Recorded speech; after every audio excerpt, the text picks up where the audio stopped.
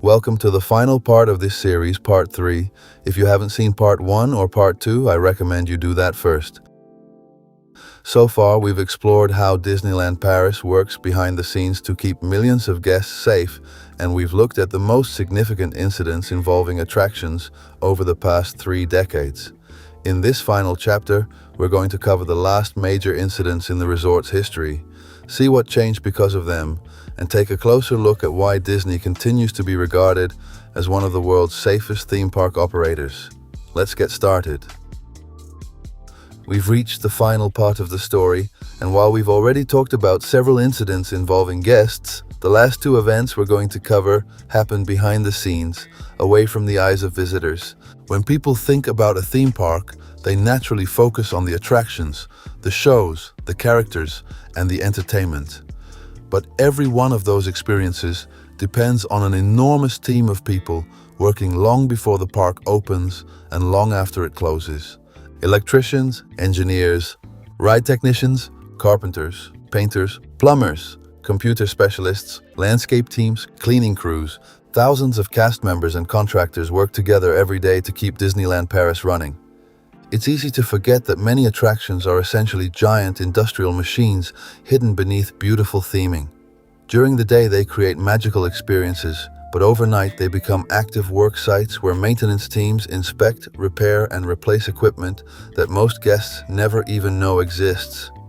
That brings us to Phantom Manor. For many Disney fans, Phantom Manor isn't just another haunted house. It's one of the most detailed attractions Disney has ever built, with an original storyline that's unique to Disneyland Paris. Every room is filled with lighting effects, audio systems, moving scenery, and hidden technology. In April 2016, before guests entered the park for the day, a maintenance technician was carrying out work inside the attraction. During that work, he was accidentally electrocuted while working on lighting equipment. Despite emergency services responding quickly, he sadly passed away. It was another devastating loss, not only for his family and colleagues, but also for everyone working at the resort. Whenever an accident like this occurs, investigations don't simply look at one mistake. They examine every stage of the job. What work was being carried out? Which safety procedures were in place? Was power completely isolated? Were additional checks required? Could equipment be redesigned? Could procedures be improved? The goal isn't simply to determine what happened, the goal is making sure it can never happen again. The final incident takes us all the way back to the early days of the resort.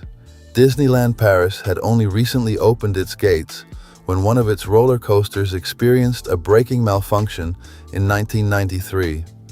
The issue resulted in a collision between 2 trains, injuring 8 riders. Fortunately, none of the injuries were fatal. Although the park was still new, the response followed the same pattern we've seen throughout this video. The attraction was closed, technical experts investigated, necessary repairs and improvements were made. Only then did the attraction reopen. Looking back over more than 30 years, one thing becomes very clear. There isn't a single recurring problem linking these incidents together. They happened on different attractions. They involved different technologies, different teams, different circumstances. Some involved ride systems, some involved decorative scenery, some involved maintenance work, some involved guest behavior. Each case was investigated individually, and each one resulted in changes aimed at preventing something similar from happening again. That's one of the biggest reasons Disney has earned its reputation for safety. Many companies investigate accidents. Disney goes a step further by sharing lessons across its parks around the world. If engineers in Paris discover a better inspection method, maintenance teams in California, Florida, Tokyo, Hong Kong, and Shanghai can benefit from that knowledge too. Likewise, if another Disney resort develops a new maintenance procedure or identifies a component that can be improved, those lessons often make their way back to Disneyland Paris. Instead of each resort operating completely independently, they learn from one another. That constant exchange of information means safety procedures are always evolving, and it's not only Disney keeping watch. Because Disneyland Paris operates in France, the resort must also comply with strict European and French regulations covering amusement attractions, workplace safety, and technical inspections. Government authorities and independent organizations oversee many aspects of attraction safety, adding another layer of protection beyond Disney's own engineering teams. Then there's something every guest has probably experienced at least once. You're walking across the park, checking the app to see wait times, and suddenly your favorite attraction is temporarily closed. Maybe it's Big Thunder Mountain, maybe Pirates of the Caribbean, maybe Peter Pan's flight. The first reaction is usually disappointment. You might even think, why does this keep happening? But temporary closures are often a sign that the system is working exactly as intended. Modern attractions constantly monitor themselves. If a sensor detects something outside its expected range, the ride doesn't simply continue operating and hope for the best.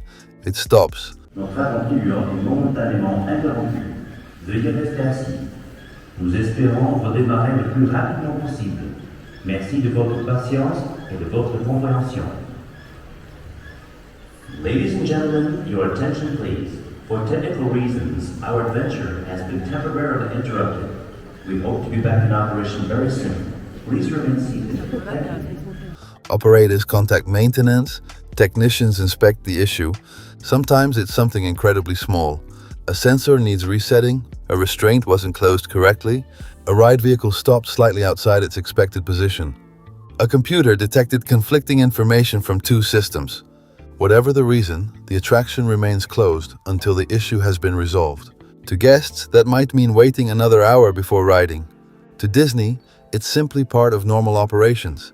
It's much better to pause a ride for 10 or 20 minutes than to take unnecessary risks.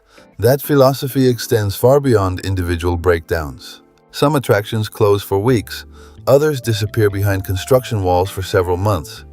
Guests often assume Disney is adding new effects or giving the attraction a fresh coat of paint. Sometimes that's true, but a large part of many refurbishments happens where guests never look. Track sections are replaced, electrical wiring is upgraded, hydraulic systems are rebuilt, drive tires are changed, bearings, wheels, motors, and control equipment are replaced before they reach the end of their service life. In other words, Disney spends a huge amount of time replacing things that haven't actually failed yet. That's preventive maintenance.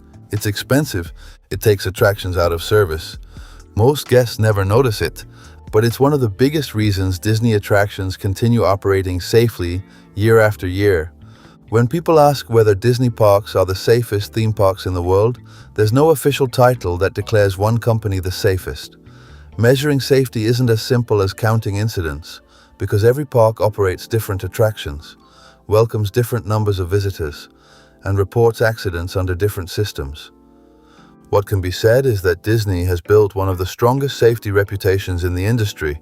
The company invests enormous resources into engineering, inspections, preventive maintenance, staff training, and continuous improvement. Combined with strict regulatory oversight in countries like France, that has helped create an environment where serious guest incidents remain exceptionally uncommon considering the sheer scale of the operation. If you look back at every event we've covered, you'll notice something else. Most Disney fans can visit the parks dozens of times without ever seeing more than a temporary ride stoppage. Millions of families arrive every year. Children experience their first roller coaster. Grandparents ride classic attractions with their grandchildren. People celebrate birthdays, anniversaries, and once-in-a-lifetime vacations. For the overwhelming majority of guests, those memories are exactly what they expected them to be: safe, fun, and unforgettable. That doesn't erase the tragedies we've talked about today. The people affected by these incidents, whether guests or employees, deserve to be remembered, and every one of those events changed Disneyland Paris in some way. But those changes are also part of the story. Every investigation led to new knowledge. Every lesson strengthened procedures. Every improvement became another layer in a safety system that's been evolving for more than 30 years. So the next time you're standing on the platform, waiting for Big Thunder Mountain, drifting through Pirates of the Caribbean, or taking a peaceful cruise around It's a Small World, there's an entire team working behind the scenes to make sure those few minutes of magic happen as safely as possible. Most guests will never meet those engineers, technicians, and maintenance crews. They'll never see the overnight inspections, the daily testing, or the countless hours spent replacing parts before they wear out. And maybe that's exactly how it should be, because when everything is working as intended, the only thing you notice is the story, the music, the adventure, and the magic. Thanks for watching. If you enjoyed this deep dive into a side of Disneyland Paris that most guests never get to see, don't forget to like the video, subscribe for more Disneyland Paris history, news, and behind-the-scenes content, and let me know in the comments what topic you'd like me to explore next. Until next time, thanks for watching, and I'll see you in the next one.